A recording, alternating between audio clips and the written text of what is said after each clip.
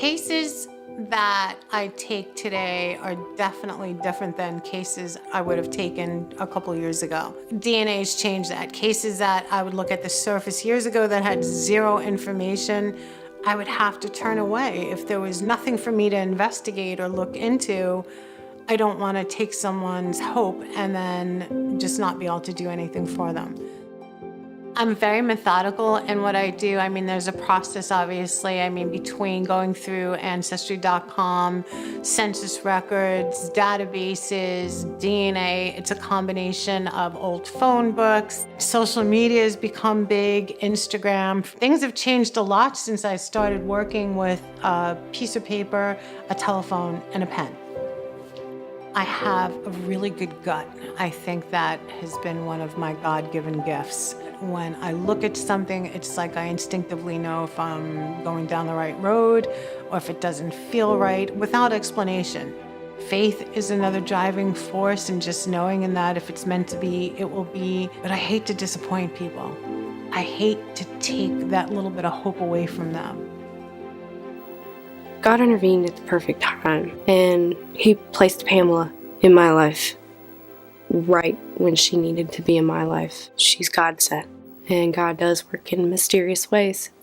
Amanda's story stood out to me because it was heart-wrenching. She wrote her story in a way that it took you back to the day that her brother was taken away from her, and you could actually feel her pain coming off the paper. I wanted to help her. I can only imagine how traumatic the day that her brother was taken was for her, and she's clearly never forgotten it.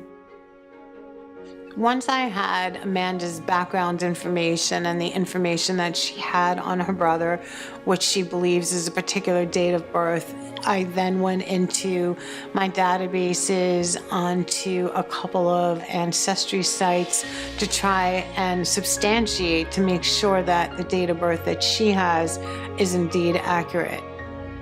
I've been working on males that were born in that area and then tracing them out, trying to see if it makes sense that one of them is in fact her brother. Unfortunately, I did reach out to someone who I suspect could potentially be Amanda's brother. I let him know who I was and that I was a professional genealogist helping someone try to find a family member, and he blocked me. So I don't know if he is suspicious of me and doesn't find me believable, and or is it Amanda's brother and he's just not ready to deal with the emotions that come with maybe what he's been told about his birth mother. Hi Amanda, how you doing? Hi Pam, I'm doing well. How are you? Good. I know that you've gone through a lot trying to find your brother. Your story grabbed at my heart. I was able to get a list of all of the males born on your brother's date of birth. One of the gentlemen on my list is African American. The second person pretty much said, no, I'm not an adoptee.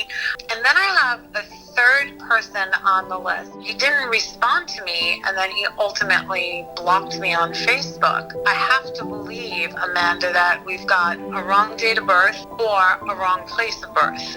There's something off.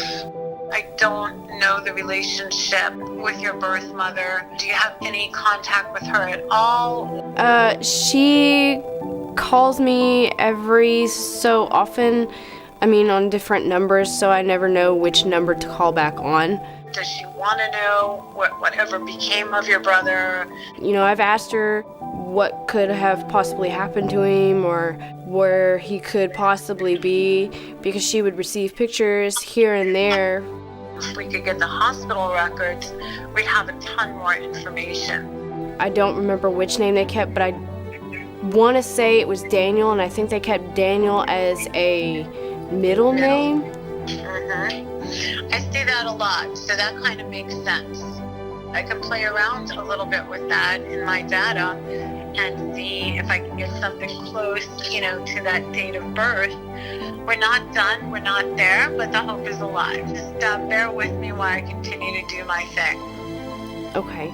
Well, thank you so much for all your help. I get it, Amanda. I'm an adoptee, so I get it. And you're very, very welcome.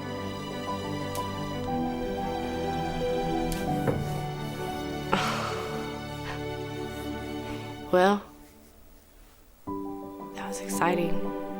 Very exciting. I mean, the glaring concern for me is that I won't be able to find her brother.